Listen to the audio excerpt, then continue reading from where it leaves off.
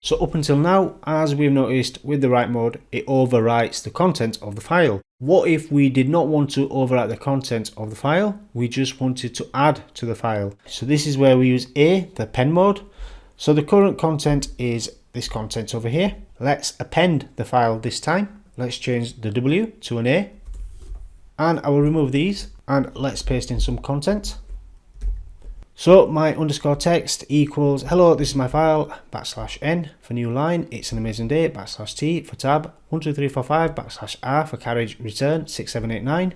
And then we are using the write method and passing in my underscore text.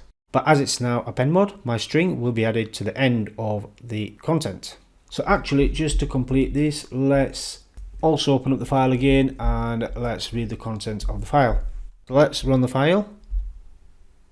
So I've made a mistake there. I've got my underscore file in this path. It should be my underscore file underscore 2. So now we can see the content has been added to the end of the file. Let's have a look at the file itself.